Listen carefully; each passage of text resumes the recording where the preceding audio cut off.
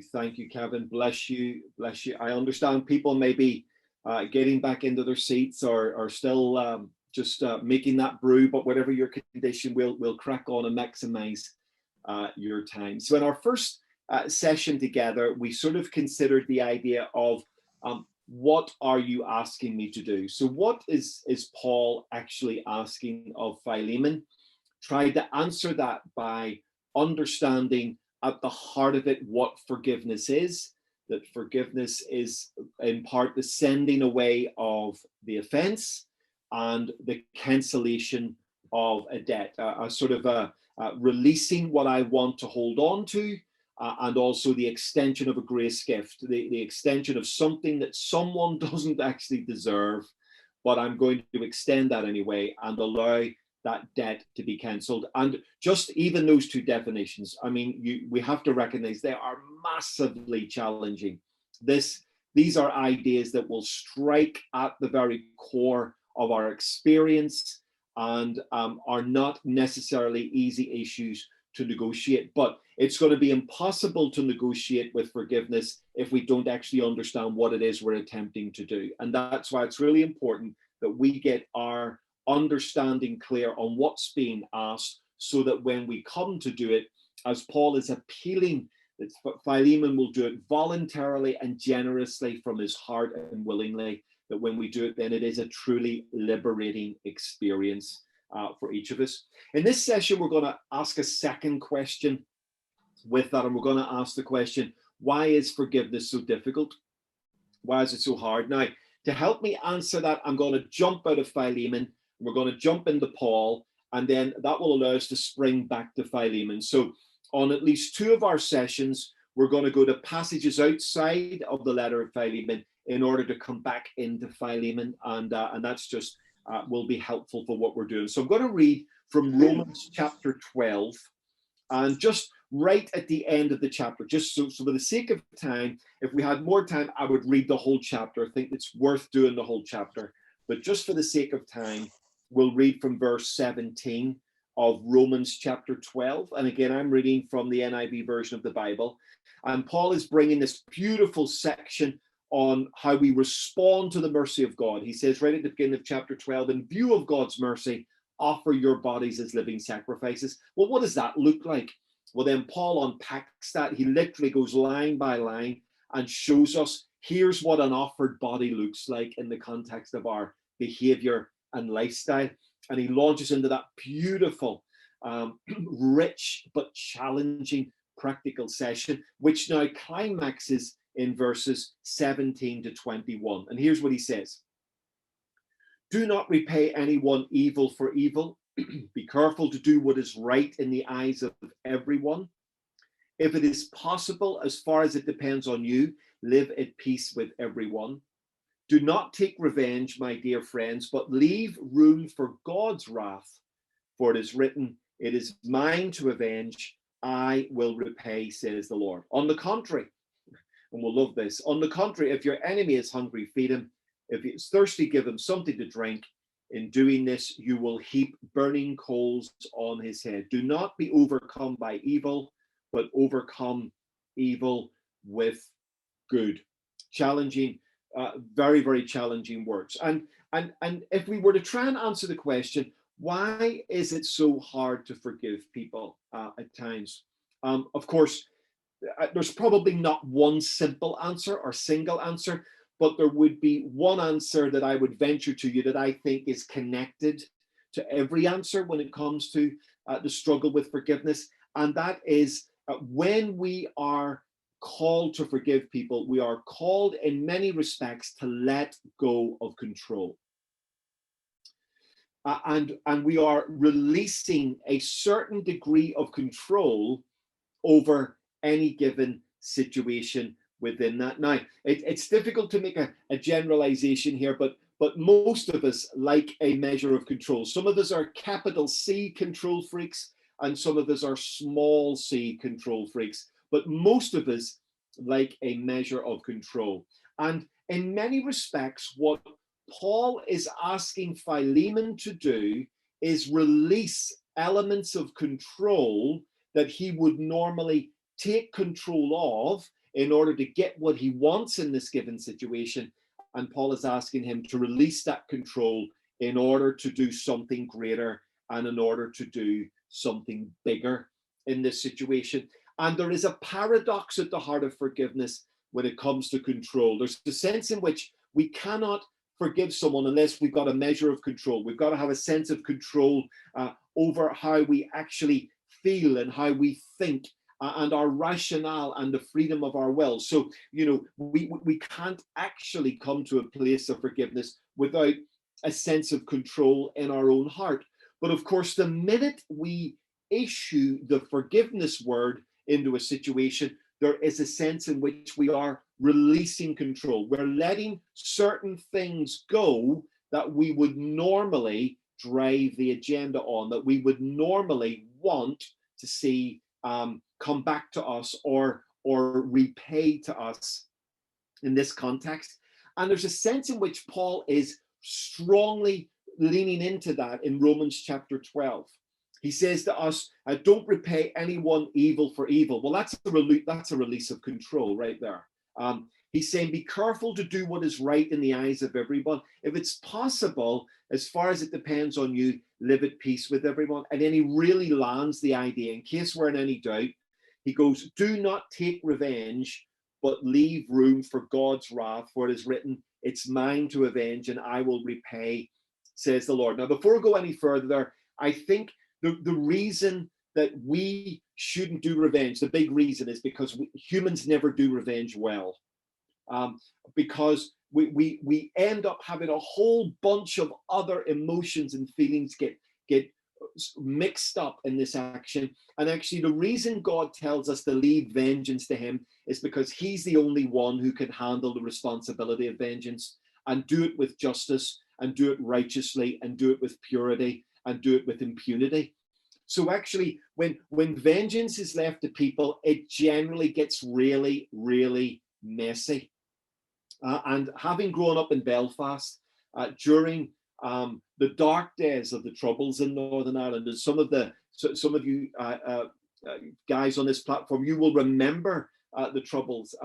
It was a dark, dark time. I want to tell you that actually the idea of taking control in vengeance was deeply, deeply destructive as a cycle. And of course, to forgive people meant releasing the right to vengeance and leaving that to someone else. And that's a huge challenge for us, because by releasing the right for vengeance, and don't just think of vengeance as violence, but vengeance is getting some sense of my own back, or getting something that I think I deserve in this situation. Sense of vengeance, we're leaving that to God and allowing him to take control of it, because only God can do vengeance well, and only he can do it properly. So that's why we're being asked, back off this, don't do it, leave it to the expert, don't try to take this on yourself. And within that phrase, Paul is challenging control. And I think this will flip back, as you'll see in a moment, to Philemon. He's challenging control by using two phrases. Our control over the situation is challenged on do not take revenge. So in other words, Paul is literally saying, take your hands off this one, do not take revenge. And then secondly, he says, but leave room for God. And in that do not take revenge and leave room for God, Paul is challenging our desire for control. I would submit to you, having been on planet Earth 54 years and in Christian ministry 34 years coming up, that actually one of the greatest repeat reasons why people find it difficult to forgive is because they want to stay in control of the situation. And to forgive someone is in a measure releasing control on certain issues, so that it's now outside of their manipulation or outside of their control or outside of their ability to get what they want. And that's why I think forgiveness is deeply difficult for many of us, because it means releasing that control. So let's dig into this a little bit in these two statements. Do not take revenge is the first one, and then we'll have a little bit of look at but leave room for God, and we'll be flipping this back to Philemon as we go. So the first statement is this: do not take revenge. Now, you may not want to admit this being a good Baptist, but I'll admit it as a Pentecostal. We all love a good revenge movie. People love revenge movies. And I remember a number of years ago watching the movie Taken, and Liam Neeson, who's from my neck of the woods,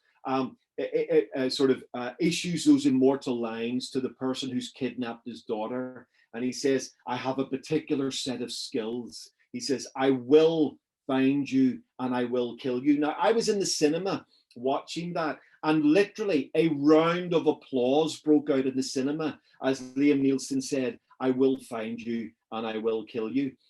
Because we deep down, we love that. Deep down, we love a revenge movie. We love it when the baddie gets what he deserves and when the goodie gets some sense of vindication and reward and recompense. There's something within us. And actually, revenge movies are probably one of the biggest genre movies. If you look at Netflix or Prime and just look at revenge genre, I mean, there's just loads and loads of them within there, because there's something within us as humans likes the idea of getting our own back.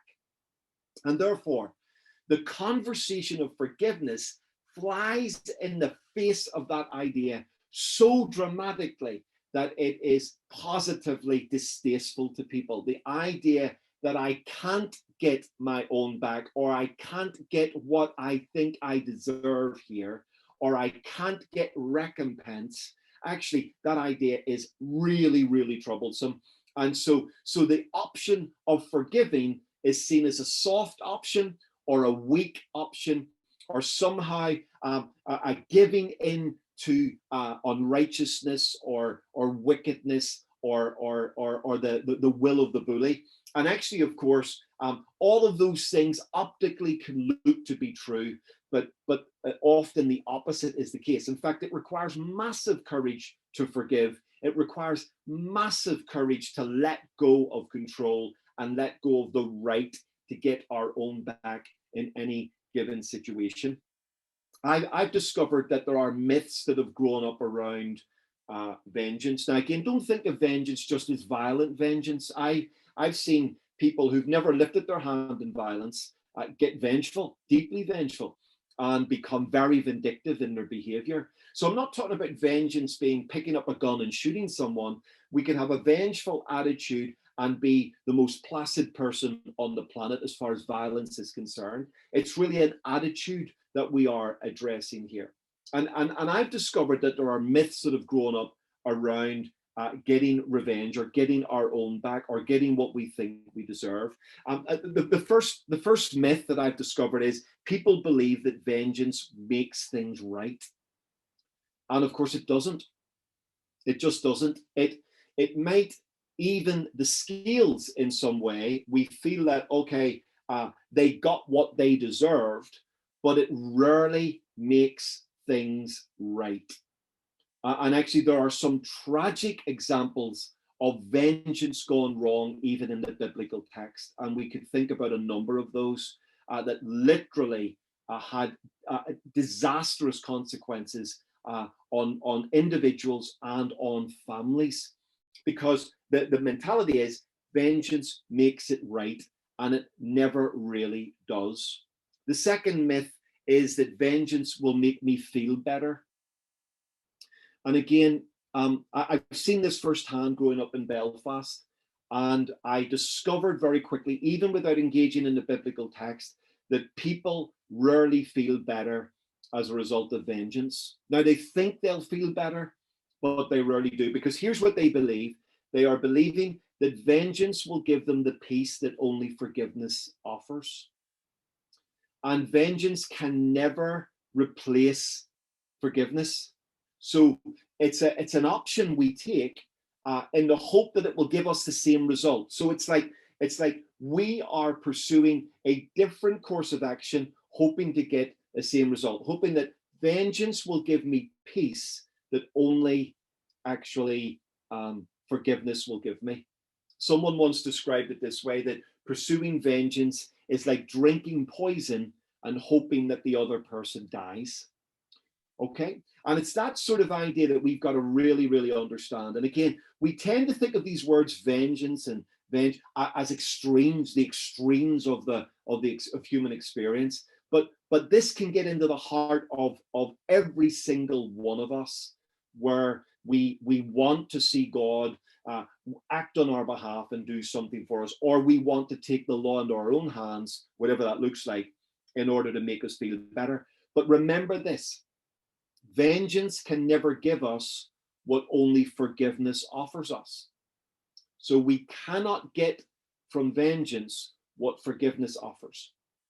And if we try to do that, we will find ourselves disappointed. And here's the last myth, and I think it's the most poignant one. I think sometimes we believe that revenge or vengeance will make the pain go away. And of course, it just will not. It just will not, because even if we get vengeance, the issue that created the offense in the first place still remains. So it's the offense that's driving the action, but the vengeance will not cure the offense. Now, this is really, really important. So my offense drives the action of vengeance, but vengeance never fixes the offense. Okay? And I think we've got to have the courage as followers of Jesus to really defend that idea. We live in a world that will teach us vengeance, getting my own way, getting my own back, will take the pain away, and it will not. It will not. It does not. It cannot. We're asking something from that action that it cannot deliver. So it doesn't make things right. It rarely makes me feel better, and it doesn't make the pain go away. And so we've really got to understand that vengeance offers a whole bunch of stuff to us on the surface that it never, ever delivers. It is something that glitters, but it is not gold. It's not real. It will not produce the life that we hoped, and the freedom that we hoped, and the peace that we hoped. In fact, it will take us, I believe, in the opposite direction. And the short-term gain that we feel will end up leading us into long-term pain on this issue. So it's very, very important that we think about that in the context of why we leave vengeance to God, because God wants to deliver us from all of that difficulty and that pain. And when it comes to forgiveness and control, I think there are three big ideas within control that touch all of this, and I think they're potentially touching Philemon in his world. The first one is reputation. Reputation. Now, this is a hard one for us. So culturally, this is a hard journey to make for 21st century people like us living in the Western world. But even though Philemon was a follower of Jesus, loved Jesus, clearly he's a good man. He's described as Paul's brother and fellow worker. He's a slave owner. Now, that's a distasteful idea for many of us, and it's a difficult one to negotiate. And weirdly and wonderfully, Philemon, as another conversation, Philemon is a massive countercultural message against slavery. It's a polemic really against slavery in the first century world. The church can never take slavery on as an issue against Rome, because Rome was fueled on slavery. 1/5 of the Roman Empire were slaves at the height of the empire. And so the likelihood is that many of the Christians in the early church were slaves, and some of them were even slave owners. But Paul and the writers of the New Testament try to position a countercultural belief system where there is equality. Doesn't Paul say in Galatians, there is neither Jew nor Gentile or Greek, there is neither slave nor free, there is neither male and female. So in other words, within the Christian community, whatever your position, we are seen as equal. However, in saying all of that, of course, Paul and people like Philemon are still negotiating with social dynamics that are impinging on the church. Now, this is a hard one for us to grasp, but for Philemon to have a slave that ran away from him and embarrassed him would be a tremendous loss of face. This would be damage to his reputation. So When Paul asks Philemon to forgive Onesimus, by implication, to release the debt, to send away the offense and release the debt, he is asking Philemon to forgo control over defense of his reputation. Wow. Okay, now that's going to hurt. That's going to really, really get you, because humans are really sensitive about their own reputation. We want to defend our reputation. We want to defend who we are. We want people to know the type of people we are and what is being done on us. And so when our reputation is damaged because of the action of another person, our immediate default position is to defend that reputation. But here's the problem with defending your reputation. It naturally will lead you more towards vengeance than forgiveness. All right. I'm really sorry about that, but I think that's the case. When I am consumed in defending my reputation, I will lean more into behavior that reflects vengefulness on the situation than it will lead me towards forgiveness. Now, again, feel free to disagree with any of this and push back on this, but I think that is the case. And that's why forgiveness is really hard. Forgiveness is going to be hard for Philemon because he's got to let go of his right as a Roman citizen and slave owner to defend his reputation before the community. Paul is saying, receive Onesimus back as a brother. Now, did you notice that in the text? He's saying, don't receive him back as a slave, but as a brother. Now, technically, Onesimus is a slave until Philemon releases him.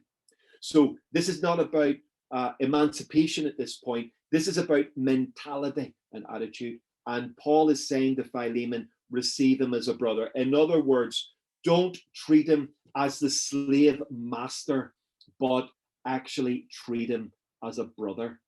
And in doing that, Philemon is going to have to let go of control over his reputation. So difficult.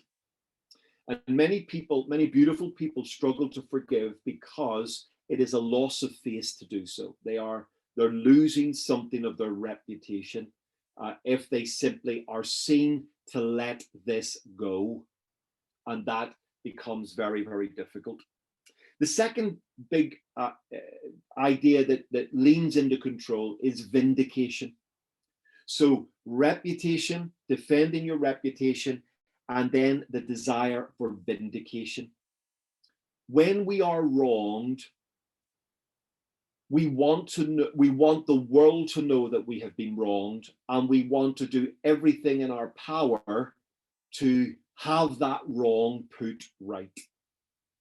Okay, we see this amazingly in the life of Joseph, don't we? Joseph has been terribly wronged by his brothers, and he ends up in prison eventually, and he gives the interpretation of the dream to the butler, as it were, the cupbearer and the baker. And as the cupbearer is leaving, Joseph says to me, when you get out of here, remember me. I was wrongfully imprisoned. My brothers sold me into slavery. What's Joseph doing? He is appealing for vindication. He is appealing to have his case heard so that what was wrong is put right, and so that the offense done against him is repaid. And vindication is that idea that I have been wronged, and I want the world to know that I've been wronged, and I want the world to see that either I am or God is putting that right. And even though vindication can be a pure idea, and there's nothing wrong with someone feeling that they have been wronged and they would like that wrong put right, there's nothing wrong with that. But when vindication becomes a pursuit, it leans us more towards taking control and even leading us into a slightly more vengeful behavior than it will leading us towards forgiveness and cancelling the debt and sending it from us. And vindication is a strong driver. In my own journey, without going into detail, because it wouldn't be prudent, but just to know that in my own circumstance, there have been just a couple of moments in my journey. I've loved following Jesus. I've loved serving the church, but there have been a couple of moments in my 30 plus year journey where I feel I have been deeply wronged. Okay. And in that wrong, I feel my family have been wronged. And I feel that something of God's purpose has even been hurt and wronged. And I had to come to a place where I had to be willing to let go of the desire to put the wrong right myself. And I was finding myself almost calling on God to put the wrong right and to show the world that I've been wrong, that I'm right and they're wrong. Now, there's nothing wrong with asking God to help us on that journey, but what I was doing was seeking to manipulate God into my journey and sort of make him my personal helper in fixing that situation for me. And of course, there's nothing wrong with crying out to God for that. But what was happening in my heart was that desire for vindication was actually leading me to become, believe it or not, in my prayers, more vengeful. So a pure idea can lead us in the wrong direction, and a desire to vindicate ourselves, defend ourselves, and put right what was done wrong, that pure idea can actually lead us into destruction and impurity. And that's a very, very difficult idea, very difficult concept, but I think it's there even within the scriptures. And then here's the last one that sort of pulls us into the control idea. So it's the idea, first of all, of our reputation, and then vindication, and then compensation. That actually, in our world, a compensation culture is a very strong one. And of course, there is a strong compensation teaching even within the Torah and the scriptures. There's nothing wrong with that at all. But the danger with that is it's this: if I don't get compensated in the way that I believe I ought to be compensated, then it leaves the issue unresolved for me. And so if my drive is compensation, then I am more likely to be vengeful and less likely to be forgiven.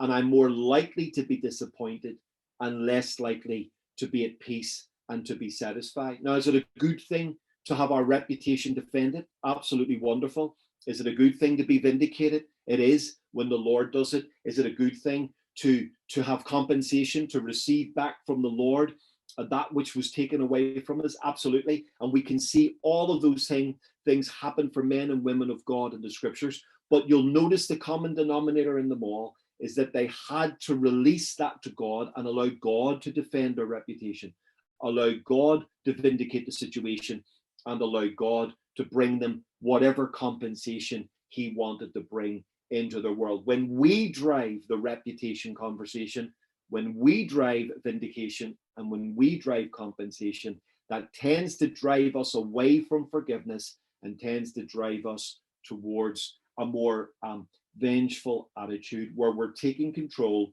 because we believe we can get a good solution to the situation. Now, I know that there are difficult ideas, and you may want to raise some questions on that and reflect back with me on that. But I think that's what Philemon's having to contend with. He would naturally, as a Roman citizen, he would naturally, as a slave owner, want to defend his reputation. He would naturally want vindication, a wrong putting right, and he would want compensation. And actually, literally, according to law, he would be entitled to that. Slaves had virtually no rights in the Roman world, virtually rightless in their world. And you'll notice that Paul is appealing to Philemon for his rights that do not exist. And he's defending him almost like a lawyer in a court of law. And he's also appealing to Philemon, let go of control of the things you would normally have a right to. You have the right to your reputation. You have the right to vindication, and you have the right to compensation. But if you pursue those rights, then possibly Onesimus will be lost. And when we think about Jesus' difficult language back in the Sermon on the Mount of turning the other cheek, this is really what Jesus is driving at.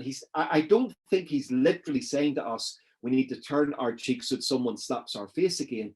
He's saying that we have the freedom not to exercise our rights in favor of sending away the offense and cancelling the debt and allowing God to take care of those issues on our behalf. Now, when we're sitting on a beautiful Zoom platform like this, a bunch of lovely Christians together, that sounds really cool. When you're going to work on a Monday morning, that sounds preposterous. When we are dealing with difficult people, that sounds almost impossible. And this is difficult. If forgiveness was easy, then we would never have to talk about it.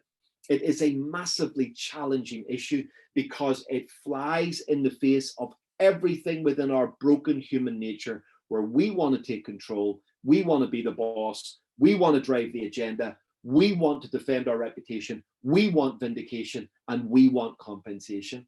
They are all very natural things to desire, but the drive for those things can often get in the way of allowing us to send away the offense and cancel the debt. And in doing that, then we're coming on to the second idea, that is, leave room for God. Now, this is where the Christian has a worldview that is very, very different from many other people on planet Earth. A Judeo-Christian worldview believes that we have a God who literally can work on behalf of those who love him and are called according to his purpose. But in order to allow God to do that, we must allow God to do that.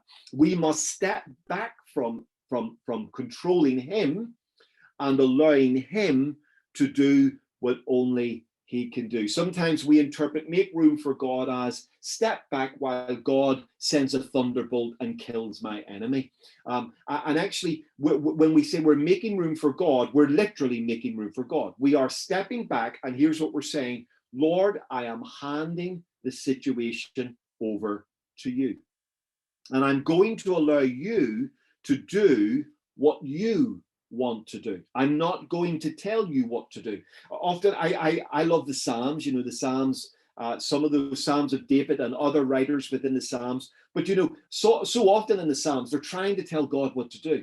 They're trying to tell God, okay, here's my enemy. Now, please break their teeth. Please, destroy them, make them really suffer because we're your righteous people. And every now and again, men and women of God overstep a mark and they try to tell God how to do his job. They try to tell God how to manage this situation. If I was God, here's what I would do for me. And we need to remember two things about the Lord. Number one, he's not a genie in the bottle. So we don't rub the lamp and then he does what we say. We have to remember that actually he's the Lord and we're his servants. And part of the journey of faith is that we are surrendering to him and submitting to him and allowing him to take control in our lives. And when it comes to something like forgiveness, this is a powerful idea where we are allowing him to do what he believes is right in this given moment. The second idea, and Christians would be very careful about using these words, so please forgive me. It's probably my Irish background, but we need to remember that God is not a divine assassin working on our behalf. He's not simply going to do something because we've been hurt. He's going to do something because it's the right thing to do.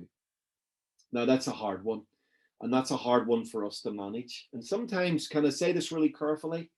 We can become disappointed with God in this process because we expected God to do something for us in a certain way and in a certain time, and he hasn't done it in a certain way, and he hasn't done it at a certain time.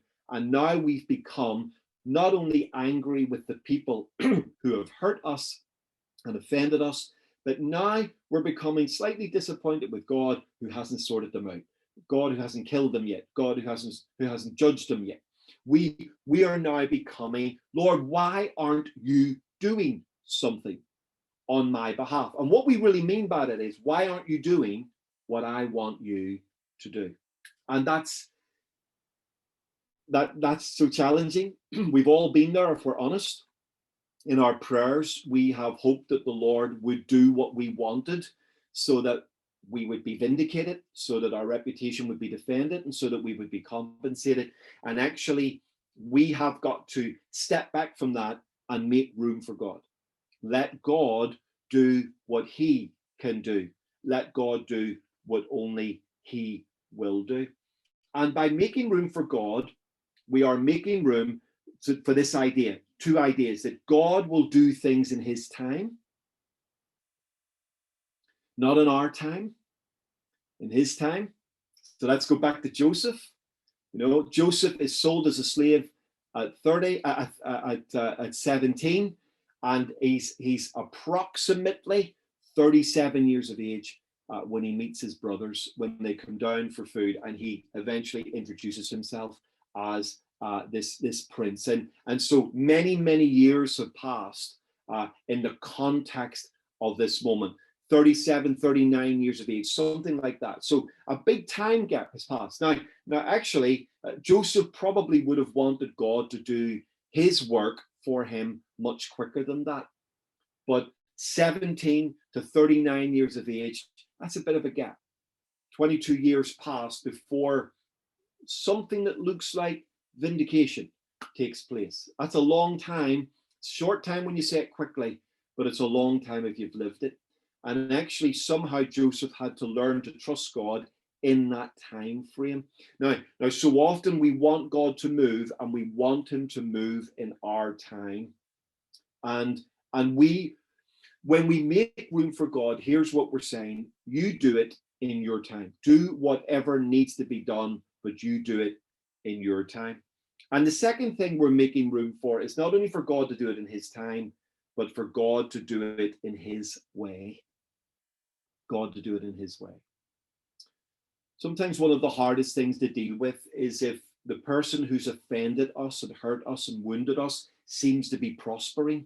I mean, they seem to be doing better than we are, and we're the ones that have been hurt. And we get our eyes on them and we ask questions like, Lord, why aren't you dealing with them? Why haven't you dealt with that? Why aren't you sorting them out? And actually, when we stray into that, we're straying into God's world. It's his prerogative to deal with them as they need to be dealt with. It's his prerogative to do what needs to be done in a righteous and holy and pure and just way. It's not my job to interfere with that. But of course, being a human, and a broken human at that, I'm always trying to muscle in on God's agenda. I'm trying to muscle in on God's way and on God's plan. And I'm wanting God to do what I want him to do, the way I want him to do it, in the time frame that I want him to do it in. There's a beautiful verse that Paul gives to us in Romans 8. And he says, and we know that in all things God works for the good of those who love him and have been called according to his purpose, Romans 8:28. Now, we often quote that in the most positive of contexts, but that works in issues of forgiveness and releasing the idea of reputation, vindication, and compensation to God. We're saying, Lord, we will release that to you. We will release you to be the one who will defend our reputation if it needs defending, who will vindicate us if we need vindicating, and who will compensate us if we need compensating. But if he doesn't do it in the way we want it, and he doesn't do it in the time that we want it, the danger is that we can become even disappointed and angry with him at not doing what we want him to actually do for us. And that's why at the very heart of the journey of forgiveness is the wrestle for control. Forgiveness says, I will send away what I can normally hold on to. Forgiveness says, I will cancel a debt that is rightfully owed to me. Forgiveness says to me, I will step back from taking control over defending my reputation, over seeking vindication, and over pursuing compensation, just as Philemon had to. And forgiveness and the pursuit of forgiveness makes room for the Lord and releases the offender to him. No strings attached. So it's not, I'm releasing him to you, now kill him. It's, I'm releasing the situation to you, no strings attached. And actually, if we are prepared to do that, we find ourselves free even before our reputation is repaired. We find ourselves free even if we never get vindicated. We find ourselves free even if we never get back what we think we deserved. In that moment, we find ourselves free, because freedom is found in the act of release, and freedom is found in cancelling that debt. And when we are releasing, sending from us and cancelling that debt, we are in reality releasing control to the Lord. Don't pursue vengeance, God says. You're not wired for it. You're not built for it. You do it really badly as a bunch of humans. Don't do this. Leave it to me. Release it to me. Make room for me to do what I can do best. And if you release that burden, then the burden that you have taken on yourself of vengeance is no longer yours to carry. And in its place comes the freedom of release and the cancellation of the debt. Now, none of this is easy. This is profoundly challenging. It strikes at the very core of our ego as humans and at the very depths of our experience as followers of Jesus. It is difficult, it is challenging, but it is possible. And Paul appeals to Philemon, and he knows that Philemon can do this if he wants to. Philemon, you can send away the offense. Don't hold on to it, so that you can welcome Onesimus. Philemon, whatever Onesimus owes you, cancel the debt so that you can be free. And whatever damage was done to your reputation, whatever sense of vindication you believe you're owed, or compensation that should naturally or rightfully or legally come to you, leave all of that to the Lord, because the Lord will do what is right in every given situation. He will work for the good of those who love him and who are called according to his purpose. One of the greatest challenges to forgiveness is control. And as a human, I have struggled deeply with that. But I have found my greatest moments of freedom in releasing control and allowing him to carry the burden that only he is designed to carry. And while he carries that burden, I learn to live in the freedom of his grace and in the hope of his love. I hope that's helped you, encouraged you, and set us up for tomorrow night and then into Thursday night. Tonight really sets the framework of the conversation, and we can really drive into some of the deeper practicalities tomorrow and Thursday as we think about living in freedom through forgiveness. God bless you and thank you.